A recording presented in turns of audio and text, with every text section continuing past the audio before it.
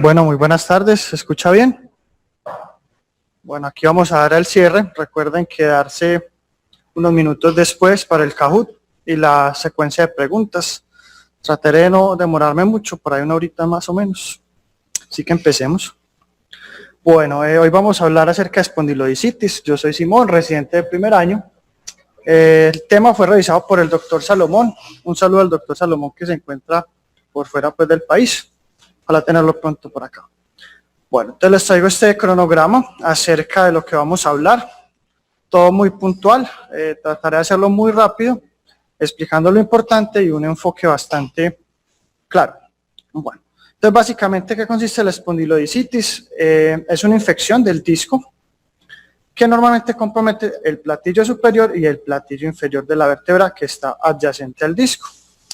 Se puede acompañar de una epiduritis, que es inflamación de la dura que está adyacente en la parte posterior de la vértebra, o una colección, que sería un absceso. Dependiendo pues, de la clínica, eso va a variar. Vamos a ver que hay una clínica clásica, eso lo vamos a desarrollar poco a poco en el tema, y tener claro que la espondilodicitis tiene dos enfoques. Un enfoque distal, dos orígenes. Uno distal o hematógeno, que sería el más común, y es el enfoque que siempre debemos hacer en esta enfermedad, o uno local o inoculado, que normalmente es por procedimientos quirúrgicos, punciones lumbares. Tenemos 4 etiologías, pero se agrupan de dos formas: la piógena, que son todas las bacterias no tuberculosas, o la etiología típica, y la etiología típica, que serían bacterias tuberculosas, hongos y la brucela. Entonces, ¿qué va a pasar? Empecemos a entender. Primero, tenemos una clínica clásica, que es una triada, que es un dolor lumbar mecánico, con fiebre intermitente y en estados avanzados radiculopatía clínica. Esa es la triada y siempre hay que tenerla en cuenta, pero es muy escasa porque solo se presenta más o menos un 20% de los casos. De los factores de riesgo, el principal es la diabetes compensada o descompensada, es por el daño de la microcirculación, que también lo vamos a entender más adelante, lo cual facilita la colonización del disco y los platillos por la infección.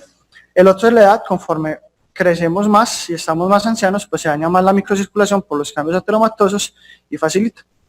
El resto de enfermedades son causas que generan más que todo inmunosupresión, exceptuando el VIH, que no es un factor de riesgo, pero se aumenta el riesgo de tuberculosis, que se aumenta el riesgo de espondilodicitis. Entonces, el VIH no es un factor de riesgo directo, sino indirecto. Listo. Bueno, sigamos con esto. Entonces, la etiología es más frecuente en mujeres, y normalmente se debe a que ellas tienen más enfermedades reumatológicas, lo cual hace que también la microcirculación por inflamación crónica se dañe y facilite más fácil la infección.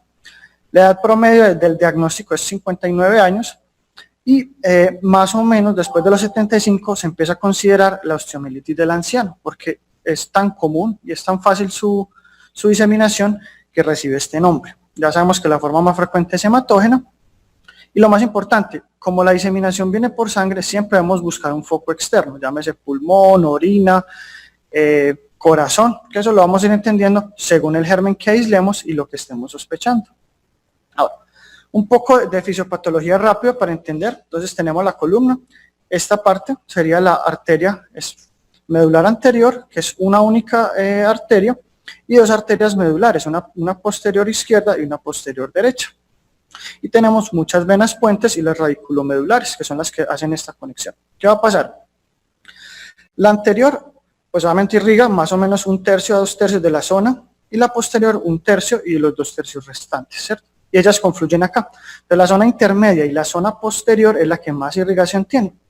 Y las bacterias van donde hay menos irrigación porque es donde se adhieren más fácil. Entonces, la zona anterior es donde más se van a pegar las infecciones. Ahora, la A y la B son para las infecciones piógenas, o sea, la más común. Miren que ya se pega de la zona anterior, se adhiere al platillo y después invade mucho el disco. Básicamente es limitada a los platillos y al disco.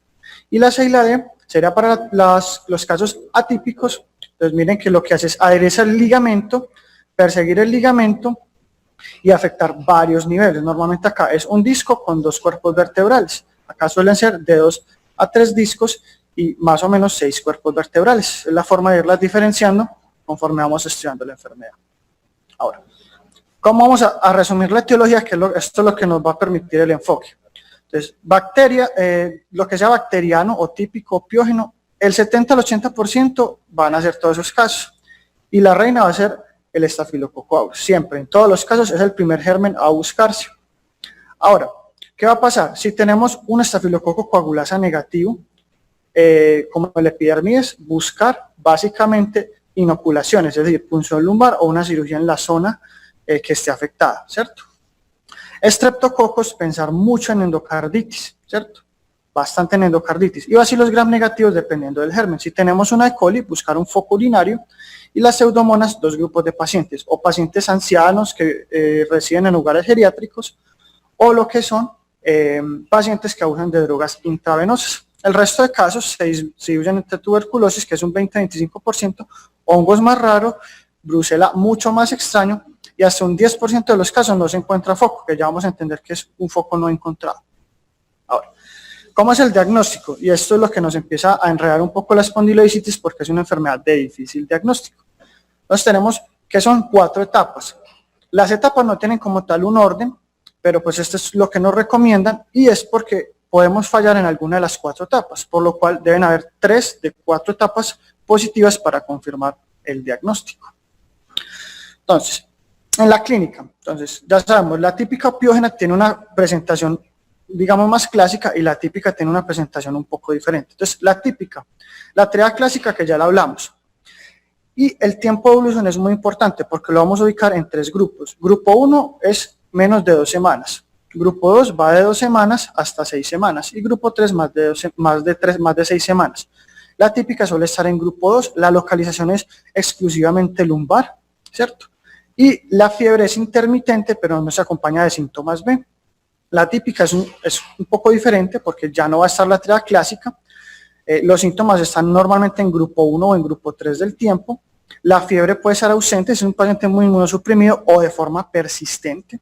Hay un síntoma radiculopático mucho más franco, porque normalmente sí se compromete la zona posterior, y buscar pues otros elementos, si hay síntomas sistémicos, disnea, síntomas urinarios, o en el caso de la brucela, buscar contacto con animales, principalmente consumo de leche no pasteurizada. Bueno, entonces, después de que tenemos la sospecha, vamos a pasar al laboratorio. Básicamente en el laboratorio 3 exámenes son obligatorios, o al menos 2 de 3. El hemograma, que solo se altera en un tercio de los casos, puede haber leucocitosis, que sería la PCR, que es obligatoria, la BCG, que puede ser obligatoria, o la pueden dejar con cualquiera de las 2 que se casen, pero hacer una de los 2, y hemocultivos. Listo. Siempre, eso es lo que nos va a hacer el aislamiento microbiológico, nos va a definir el tratamiento. Ahora, esto es lo obligatorio, entonces un hemogramito, una PCR que la pueden acompañar de una BCG, y el hemocultivo.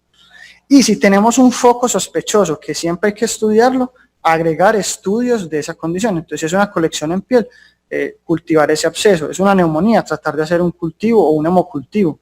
Uroanálisis con urocultivo para las enfermedades urinarias, y así sucesivamente. ¿Esto es por qué? Porque los casos atípicos son difíciles de aislar, y eso nos obliga a buscar de una forma diferente el foco infeccioso. Bueno, en cuanto a las imágenes, tenemos una amplia batería, pero la reduciríamos básicamente a 2. En un primer nivel de atención, arrancaría con una radiografía AP y lateral de columna. Todas nos sirven, realmente solo la única útil y recomendada es la resonancia, pero si no hay otra opción, empezar con la radiografía. ¿Ok? Y lo importante es que las radiografías pueden estar, y hasta la resonancia en etapas iniciales, estar completamente normal.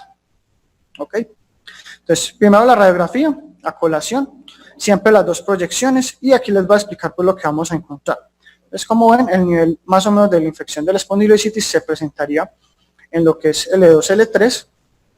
¿Qué va a pasar entonces? Lo más importante, si vemos borramiento del ribete cortical, entonces miren los bordes de la vértebra sana y miren los bordes de la vértebra enferma, cómo se pierde ese ribete cortical, se ve radiopaco, debería ser más radiolúcido. Borramiento de las estructuras posteriores con pinzamiento, normalmente el espacio se va perdiendo y se genera un pinzamiento normalmente en menos de un mes, ¿cierto? Se erosionan todos los platillos, se pierde, y los tejidos blandos adyacentes se engrosan. Como ven en la imagen, no se ve tan bien esta vértebra como las otras. Ahora, ¿salió normal? Pues si tenemos la opción, continuamos con la resonancia. Básicamente se ven 2 secuencias, que es T1 y T2. No necesitamos evaluar nada más. Entonces, en el T2, que es esta secuencia que tenemos acá, vemos que el disco es hiperintenso, o sea, de color blanco, y los discos y los platillos adyacentes y las vértebras hacen un fenómeno en espejo. y también se ven hiperintensas. En el T1 se van a ver hipointensas, pero se ven de igual forma y de igual patrón. Lo mismo, buscamos el pinzamiento, miren cómo se pierde el espacio del disco, se lesionan los elementos posteriores, que es más frecuente de enfermedades atípicas, y se lesionan los tejidos adyacentes, como pueden ver acá. Entonces, los tejidos adyacentes, como ven, pues, miren toda esta inflamación que puede ser colección pus. ¿Listo? Bueno, el TAC y la gammagrafía son una alternativa, pero no deben usarse con frecuencia. La razón, pues no tienen mucha utilidad, la verdad. Y en el caso de la gammagrafía solo sería captación, y en la tomografía sería un daño óseo, que serían daños en etapas avanzadas, por lo cual no es útil el enfoque. Entonces, resumiendo de forma simple las infecciones, tenemos dos grupos, la piógena y la tuberculosa, que también se traslapa para la brucela y los hongos. Entonces, localización de la piógena lumbar. El daño del disco es muy característico, se dañan tanto los platillos vertebrales adyacentes, pero de solo 2 niveles máximo. El absceso es raro, no se dañan los elementos posteriores, y el daño multinivel también es poco frecuente. En la tuberculosis es lo contrario, está más frecuente en el tórax o en la unión toracolumbar. El disco se daña más bien poco, más bien se dañan muchos cuerpos vertebrales, persigue el ligamento y daña todos los elementos posteriores. El absceso sí es muy común, se dañan elementos posteriores y hay un daño multinivel. Bueno, el criterio bacteriológico es muy importante, porque si yo tengo un germen aislado, me debe coincidir con lo que estoy sospechando en la imagen y en la clínica. Si mi criterio bacteriológico no coincide con lo que veo, ese criterio no se debe tener en cuenta, ¿cierto? Entonces, el primer criterio es los hemocultivos. El segundo criterio básicamente sería la biopsia, que es cuando yo no aíslo los hemocultivos, ¿cierto? Y el estudio debe hacerse una primera biopsia por aguja de forma cerrada. Si esta falla, una segunda biopsia, y tercero, si ya fallé todos esos estudios, pues pasar a la cirugía. Y dependiendo del germen, también ordenar los estudios, no todos se cultivan igual. Bueno, los cultivos, ¿me van a fallar? Sí, pueden fallar. Básicamente, y la causa más común es que el paciente viene tomando algún tratamiento antibiótico, cefalexina, amoxicilina, porque se siente mal o alguien se lo ordenó. Entonces, así sean antibióticos que no controlen el inóculo, negativizan los hemocultivos. Y lo otro es que básicamente sea un germen que crezca muy lento, o que su inóculo sea muy difícil de detectar o de aislar. Entonces, básicamente esos son los cultivos que nos fallan. Entonces, así tengamos un cultivo negativo, seguir buscando. Ahora, ¿qué va a pasar si nos falla la biopsia? Ya sabemos, hacer una segunda biopsia. ¿Por qué? Eso aumenta el rendimiento desde un 50 hasta un 80%. Si aquí falla, entonces pasamos a la opción quirúrgica, que la vamos a entender más adelante. Y en este caso, si ya tenemos 2 tratamientos fallidos y sospechamos altamente un germen, deberíamos evaluar empezar el tratamiento, porque ya el paciente puede que se empiece a deteriorar. Bueno, diagnósticos diferenciales hay muchos, pero básicamente les voy a resumir 3. ¿Okay? El tumor medular, que es muy importante. La artritis séptica, sobre todo en niños, que en los niños se comporta diferente, porque el niño lo que va a presentar es una pérdida de la lordosis lumbar, y va a tener otras características, buscar muy bien caderas, rodillas, y de pronto acá no está, pero la endocarditis, porque la endocarditis predispone mucho a la espondilodicitis, pero a veces todavía no la encontramos, y eso nos da hemocultivos positivos, una clínica poco clara, astenia, dinámica. Entonces, recordar muy bien esas 3, los tumores, la artritis séptica y la endocarditis. Ahora, el tratamiento sería según el grupo. Entonces, primero las piógenas, siempre dependiendo si el germen es sensible o resistente. Entonces, los tratamientos de un solo fármaco es cuando son gérmenes sensibles y 3 casos: un aureus, gérmenes anaerobios o un enterococo. Listo, en esos casos damos un solo medicamento, pero el resto, y se recomienda siempre hacer un tratamiento combinado, porque normalmente hay varios gérmenes. ¿Cuánto es el tratamiento? Promedio, no hay un tiempo estándar, pero se hace de 4 a 12 semanas. Ahora, el esquema segundo es un aureus, vancomicina u oxacilina, si es resistente o si es sensible. Si no tengo un cultivo, pero ya sé que está creciendo un aureus, empezarle vanco. Una E. coli, una cepa de 3ª generación, y se le debe agregar una quinolona. Los estreptococos, se le puede dar amoxicilina o agregarle rifampicina a la amoxi, ¿cierto? Pseudomonas, dependiendo si es resistente o no, desde cipro hasta meropenem, o ceftazidima es una opción. Y los anaerobios, el metronidazol. Listo. Bueno, en cuanto a los casos atípicos, se modifica el tratamiento y eso es muy importante. Entonces, en la tuberculosis siempre se da el tetraconjugado por 6 a 12 semanas y la espondilodicitis debe ser considerada una tuberculosis sistémica y diseminada, por lo cual hay que ir a pulmón u otras zonas a buscar tuberculosis. La brucela es un esquema muy simple, básicamente es doxiciclina y se conjuga con otro medicamento o hasta 3. Tenemos todas esas opciones y el tratamiento es por 24 semanas.